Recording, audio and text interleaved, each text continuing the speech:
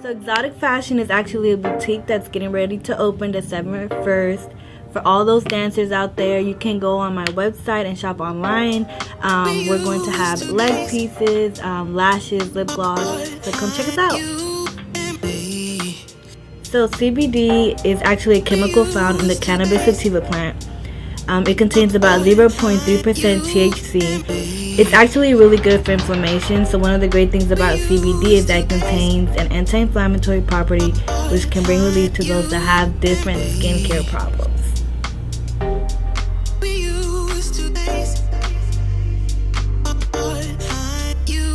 So I make handmade exotic dance wear for all the dancers out there that need something to wear. Stop going to Cirillas. Come get your stuff from me. I personally make them. I have my own personal style. I like to bling everything out. So come and have a look. And I also have shoes for the dancers. So I always felt like the clothes that indie has around here was never like, it's not like, it doesn't bring people's attention. Like the only store I know that we have here is Cirillas. So I was like, that's something that we need, is like a good boutique with nice clothes that actually grabs people's attention, not to just be out here looking basic. So you feel like most of the people, if they shop at Cirillas or something, like they'll end up looking the same as the next. Yes, and then I mean it's not even just that. Like the pricing, like if you go to Cirillas, you're gonna get a thong for like $30, and like I can make a suit, like an actual outfit, for like $25, $30 for a whole outfit, not just a thong, which is like overpriced. And you know they overprice it because we don't have nowhere else to go get it anyways. Thanks. Okay, how long have you had the dance wear? It's been probably 3 months. I haven't opened the boutique yet. It opens December 1st, but I've been working on it. So it's been about 3 months I've been making outfits. Okay, now what's a couple of tasks like with you making the dance wear? Like what's a couple of obstacles you done had to So making the dance wear is really hard. I have to really like sometimes go over it twice. Just making sure it works for the girls. Like when they're on stage, nothing comes out. Like you can't see through it. The material has to be really good. I use high quality fabric. So we have slingshots, 2 pieces, leg pieces, and I make them all. I have some people also helping me make some, but most of the styles come from me. Okay.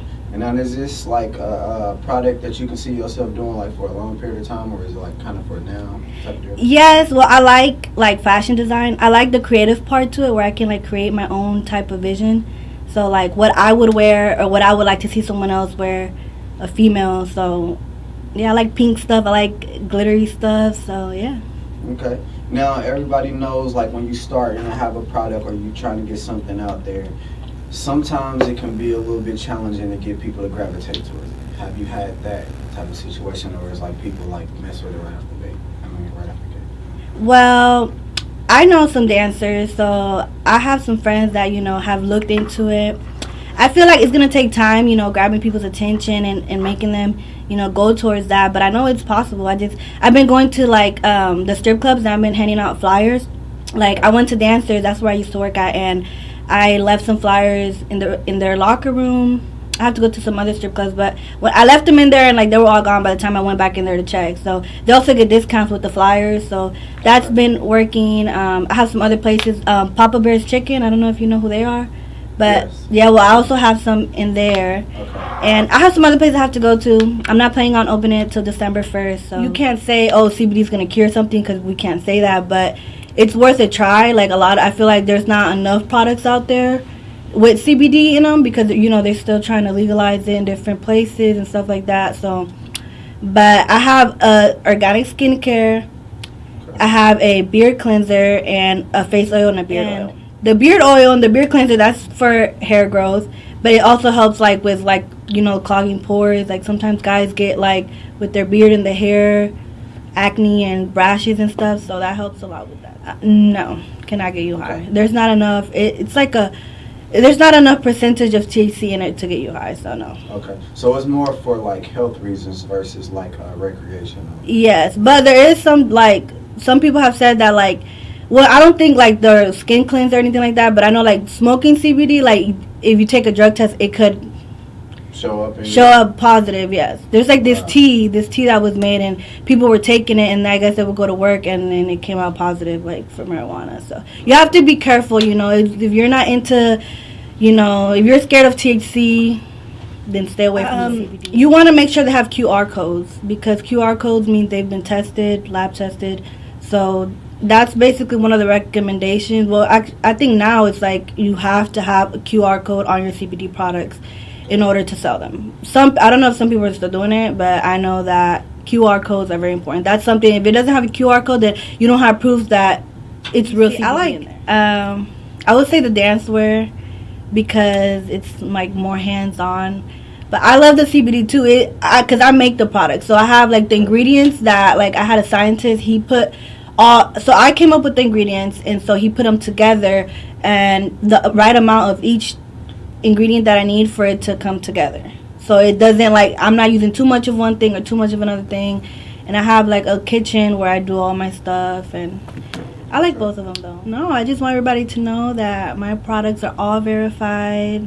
My clothes, you guys aren't going to be using nothing cheap. Everything is high quality. And come check it out. I think it's crazy that happened. I feel like they should be more responsible with, like, knowing how many people can get somewhere, like get inside somewhere. Like, they shouldn't have had that many people. There should be like a limit. Like, usually when you go like to the club or when you go to the pool, they have like a limit, a certain amount of people that can get in there. So, you know, I don't understand why they wouldn't do that there. You know, I don't know what could have went wrong. I don't know what could have happened, but that's the main problem. They didn't have, and especially with COVID, they should have, you know, still had a limit. Like, it doesn't matter who you are. A lot of people think like those festivals, like, they saying like, well, why didn't they just get out of the crowd? It's really not that easy. Like, when you're at a festival like that, like, everybody crammed in, is like no room to even move. So I know I heard a lot of people saying like, why didn't they just leave? But a question I got for you: a dad let his 9-year-old son go to that type of festival. Okay, you've been to concerts, right? Yeah. Would you let your 9-year-old go to like the Travis Scotts or the artists like those? No. I mean, did he go alone? No, he went with his dad, but his dad like ended up passing out, and then he got like stepped over by the crowd. So now he's like, he's fighting for his life. He just probably wasn't ready for that type of situation. He probably didn't think that would happen either. You know, I'm sure like his intentions weren't, oh, I'm going to take my kid, you know, and that is going to happen. He probably just wanted to, you know, his kid is probably a fan of Travis Scott, and he probably took him there because his kid wants to see Travis Scott. So I feel bad for all those people, because I saw, like, yesterday I was looking at another interview with this girl, and she was talking about how she couldn't breathe. Yeah. She was one of the nurses, and she started helping everyone give CPR and all that stuff, and it's like, you can't expect those situations, but you got to think about it. From what I know, and I've never been to Travis Scott's concert, but from what I know, like, people be off, you know, acid, and they be off all them drugs, so you can't really, you know, what do you expect? What do you expect?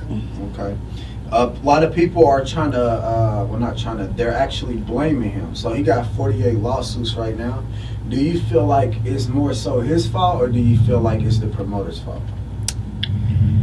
I feel like, you see, I don't know how the organization works, but I feel like it wasn't his intention. You know, I'm sure he didn't say, oh, I'm going, like, Kylie Jenner was recording. She probably didn't. I mean, you're in a big crowd. Like, there could be police officers. There could be a fight. There could be, you know, an ambulance could be reporting to something.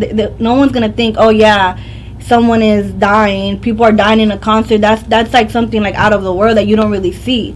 So they probably didn't think that was happening. You know, it probably, you know, he kept going. I mean, and he's also on there. You know, it's his concert, so he wants his fans to have fun, and I don't think it was his fault. I just feel like sometimes we can expect things, you know, as certain unfortunate situation. Yeah. Okay. Anything else you want to add on that, like, as far as the concert? Like, I just feel like people need to be careful, especially right now with COVID and everything going on. Like, you can't just be in these type of environments with just anybody, because you need to take your health seriously. Do you feel like it should be a thing to where we're getting mandated to get the vaccine, like to go to restaurants or fly, or anything like that? Do you feel like we should have to do that? I don't. It just depends. Like, the world, we can't control the world. We can't control the government. We can't control what they're making us do. Like, if they're telling us we have to get a vaccine, we kind of have to do it. Like, if they're telling, I mean, I don't. There's so many things behind that. Like, I could be saying like, oh, the government wants all of us to get this shot because what they want us to die. I don't know. You know, there's so many things that go behind that. But I just feel like just get vaccinated. I mean, if that's what the government is saying, if that's what everyone is doing, I mean, you see the presidents getting their vaccinations, you know, there's famous people doing it, like, no one has died, I mean, not that I know of, because they're getting vaccinated, you know, so just get it done. We have no other option but to, Facts. You know, believe what they're saying. Facts. And they kind of making it to where you have to, so, you know what I mean, like, okay, so I just got vaccinated, but before then, like when I was going to like concerts and stuff, I would have to keep going to get tests, like, you know what I mean, like negative COVID. I would have to get tested and show proof, like I got a negative COVID test. But the thing is, when you trying to book an appointment, like it's like weeks out. Yeah. So you know what I mean. So that's kind of where it's making it hard for people. So I say you should get vaccinated. Well, people should. Yeah, I think they should get vaccinated too. Okay. Now we're going to touch on this topic. I know you're going to have a good opinion on this. Kevin Samuels. Yeah. What do you think about Kevin Samuels? I mean, I think he has his strong opinions about women. You know, everyone is entitled to their own opinion. I just feel like he's like very, very strongly, you know, affected, I guess, by women because he talks a lot about them, you know. And I mean, if that's what he does, that's fine. But he's very aggressive towards, like, he has his own beliefs, and that's fine. If you have your own beliefs, that's fine. If you're public about it, that's fine. I'm not saying I have anything against him or anything like that. If that's what he likes to do and that's what gets him attention, then, you know, go ahead and do it. But a lot of, obviously, women don't agree with what the things he says, but we have to understand that we're not him. We're not in his head. We don't know what he's been through, why he believes women should be a certain way, or why, you know, he judges. We don't know, but... Okay. Do you think, like, there's truth behind, like, some stuff he say, or do you feel like he just straight bashing women, like, type of deal? Some things that he says, you know, there's truth behind some things he says, but he bashes women a lot. Like, he just talks a lot about them. Definitely some things that he says about women that is just obvious that, yeah, it's true, you know, but no. Okay. Well, speaking of him, I'm going to ask you about another situation that's been going on. Jada Pinkett and Will Smith. Okay. So, as you know, like, Jada been coming out saying, like, how she missed Tupac for one out, like then the August Alsina thing happened, right? Then it was what else did she do? Oh, then she said like he was bad in bed. So do you feel like if your partner is like saying things like that publicly on a public platform, should you divorce him, or do you think like this is all for a show type of deal? Yeah, but we don't know, you know. I feel like a lot of times we see these things and we think that we know everything, but we don't know. We don't know if they talked about it and in their lives they've agreed with everything, and they're like, oh yeah, go ahead, you know, gets more views, okay. Like whatever the case, you know, that is, you know, their everyday life on the camera, making videos, so keeping us entertained. Yeah, keeping us entertained. So if they are doing it for this show, they're doing a good job at it. That's because it's very entertaining. What you think about Future saying he would rather hang with Jada versus Will? Like everybody was saying like Will Smith need to hang out with Future, and Future was like, I would rather hang with Jada respectfully. Jada might be making Will look a little bit too bad on the camera, you know, because I doubt that, you know, that's what's really going on. Like, he's not successful for no reason, and she's not with him for no reason. So I feel like they need to stop talking about Will Smith, because just because she's on there doing all of that doesn't mean that Will Smith isn't. Yeah. Okay. All right, so we're going to hit the last topic. The fake friends.